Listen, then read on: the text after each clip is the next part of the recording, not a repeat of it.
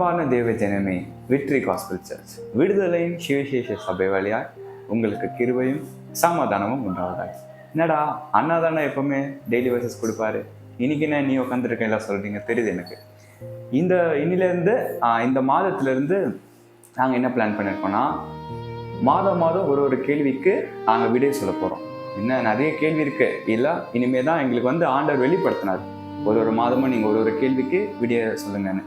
ஏன்னா நிறைய கேள்வி இருக்குது, நிறைய பேர் குழப்பமாக இருக்கும், நிறைய பேருக்கு தெரியாது. எனக்கே நிறைய கேள்விகள் பதில் தெரியாது. ஆண்டவர் தான் எல்லாத்தையும் வெளிப்படுத்தி எல்லாருக்கும் சொல்லுவார். இந்த மாதத்தில் ஒரு கேள்வி இருக்குது, ஞானஸ்தானத்தை பற்றி. ஏன்னா நான் ஞானஸ்தானம் எடுத்துட்டேன் இந்த மாதத்தில், தேவனுடைய கிருபையால் எடுத்துட்டோம். அதை பற்றி நம்ம இன்னைக்கு தெளிவாக பார்க்க போகிறோம். ஞானஸ்தானம் 2 விதத்தில் பைபிள் சொல்லியிருக்காங்க ஞானஸ்தானம் எப்படி இருக்கணும். அதை பற்றி இன்னைக்கு நம்மளுக்கு அருமையான ஊழியக்கார் ஆனா சொல்லுவார்.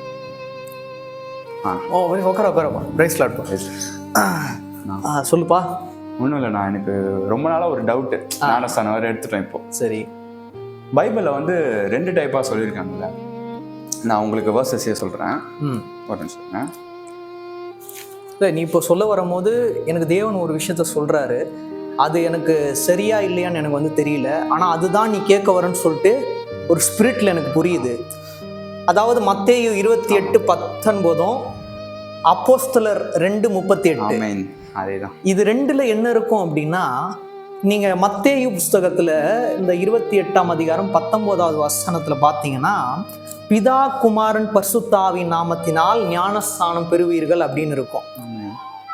அதுக்கப்புறமா அப்போஸ்தலர் 2:38 இயேசு கிறிஸ்துவின் நாமத்தினால் ஞானஸ்தானம் பெறணும்னு இருக்கும். இது 2மே சரியான்னு கேட்டால் 2மே சரிதான்.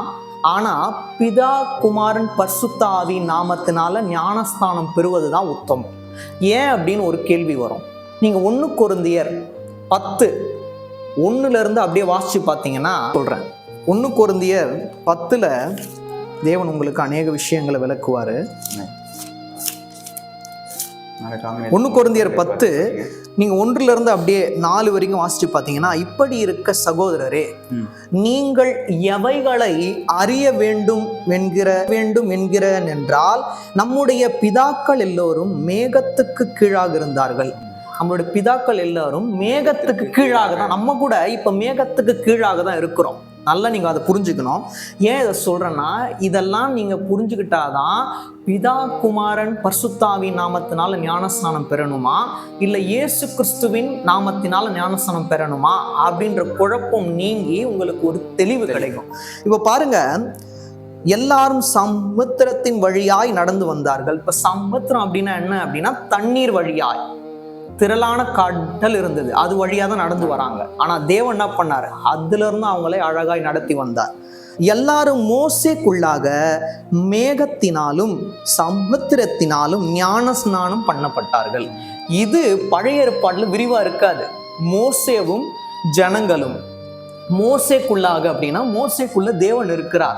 தேவன் தான் மோசே மூலமா நடத்துகிறார். அதனால நீங்க பாருங்க, மேகத்தினாலும் சமுத்திரத்தினாலும் ஞானஸ்நானம் பண்ணப்பட்டார்கள். அப்ப யாரு ஞானஸ்நானம் கொடுத்துருப்பா? இப்ப நமக்கு ஒரு ஊழியர் கொடுக்கிறார், தேர்ந்தெடுக்கப்பட்ட ஊழியர். எந்த சர்ச்சில் நம்ம இருக்கோமோ, எந்த சர்ச்சில் நம்ம நாட்டப்பட்டு இருக்கோமோ, அந்த சர்ச்சில் ஒரு பாஸ்டர் இருப்பாங்க. அவங்க என்ன பண்ணுவாங்க, பிதா குமாரன் பரிசுத்தாவின் நாமத்தினால் ஞானஸ்நானம் கொடுக்குறேன்னு சொல்லிட்டு அவங்க என்ன பண்ணுவாங்க, கொடுப்பாங்க. ஆனா அப்போ ஜனங்க எல்லாருக்கும் மோசேவின் வழியாய் தேவனே ஞானஸ்நானம் கொடுக்கிறார். அப்ப அங்க பிதாவா இருக்கிறார். புரியுதுங்களா உங்களுக்கு? அப்ப பிதாவா இருக்கிறதுனால அவருக்கு நம்ம ரொம்ப முக்கியத்துவம் கொடுக்கணும். அப்புறம் பாருங்க, எல்லாரும் ஒரே ஞான போஜனத்தை புசித்தார்கள். 2 விஷயங்கள். ஒன்று, நமக்காக பிற்கப்படுகிற புதிய உடன்படிக்கைக்கான இயேசு கிறிஸ்துவின் சரீரம் ஒன்று, நமக்காக சிந்தப்படுகிற புதிய உடன்படிக்கைக்கான இயேசு கிறிஸ்துவின் ரத்தம். அப்ப அந்த ஒரு நீங்க பாருங்க, ஞான போஜனத்தை அப்பவே என்ன பண்ணாங்க, அவங்க புசித்தார்கள். அப்புறம் அந்த ஞான பானத்தை குடித்தார்கள்னு வரும். அப்ப எப்படி இருந்திருக்கும்? பிதாதான் வரக்கூடிய நாட்கள்ல கிறிஸ்துவாய் வெளிப்பட போறார் அப்படின்ற தீர்க்க தரிசனத்தை அங்க என்ன பண்ணியிருக்காங்க, சொல்லப்பட்டிருக்காங்க. அதை தான் உறுதிப்படுத்துது. எல்லாரும் ஒரே ஞான பானத்தை குடித்தார்கள் அப்படின்னு என்ன அர்த்தம்? அவர்கிட்ட இருந்து கிடைக்கிறது தான் அவங்க என்ன பண்ணாங்க, உட்கொண்டு குடித்து வாழ்ந்தார்கள். அப்ப அங்க ஞானஸ்நானம் இருக்கு, ராபோஜனமும் இருந்திருக்கு. அப்போ அங்க என்ன இருந்திருக்கும்? அப்பமும் திராட்சரசமும் இருந்திருக்கும். அவருடைய சரீரத்தையும் அவருடைய ரத்தத்தையும் என்ன பண்ணிருப்பாங்க? அவங்க மறைமுகமா புசிச்சிருப்பாங்க. ஏன்னா அவங்களுக்கு டைரக்டா கிடைக்கல, இன்டைரக்டா பிதாவாகிய தேவன் கிட்ட இருந்து கிடைச்சது. இதுல ஒரு வார்த்தை இருக்கு பாருங்க, ரொம்ப அருமையா இருக்கும். அவர்களோடு கூட சென்ற ஞான கண்மலையின் தண்ணீரை குடித்தார்கள். அப்ப என்ன அர்த்தம்? ஞான கண்மலையாகிய தேவன் கிட்ட இருந்துதான் இந்த போஜனத்தையும் ஞான தண்ணீரையும் என்ன பண்றாங்க? அவங்க உட்கொண்டு வாழ்ந்தார்கள். நல்லா பாருங்க, அந்த கண்மலை கிறிஸ்துவே. இப்ப கிறிஸ்து அப்படின்ற வார்த்தை பழைய ஏற்பாட்டுல எங்கேயுமே இருக்காது. புதிய ஏற்பாடுல கிறிஸ்து அப்படின்னு கண்டிப்பா வரும், கிறிஸ்து இல்லாம இருக்காது. இப்ப நல்லா பாருங்க, இப்ப பிதாவாகிய தேவன் கிறிஸ்துவாய் இருந்திருக்கிறார். ஆனா அப்ப அவர் பிதாவா இருந்ததுனால அவர் கிறிஸ்துவாய் அதாவது வெளிப்படவில்லை. புதிய ஏற்பாடுல அவர் என்ன பண்ணாரு? கிறிஸ்துவாய் வெளிப்பட்டு இருக்கிறார். அதனால பிதாவையும் என்ன பண்ணணும்? நம்ம கனம் பண்ணணும், கிறிஸ்துவையும் கனம் பண்ணணும், பரிசுத்த ஆவியை ஏன் கனம் பண்ணணும்னா, இங்க 1 தீமோத்தேயு 3:16 எடுத்து வாசிச்சிங்க அப்படின்னா, இயேசு மாம்சத்தில் வெளிப்பட்டார். அவர் எப்படி இருக்காரா? தேவ தூதர்களை காணப்பட்டு பரிசுத்த ஆவியானவராகவும் இருக்காரு அப்படின்னு இருக்கும். நம்ம எடுத்து கூட நம்ம வந்து வாசிக்கலாம்.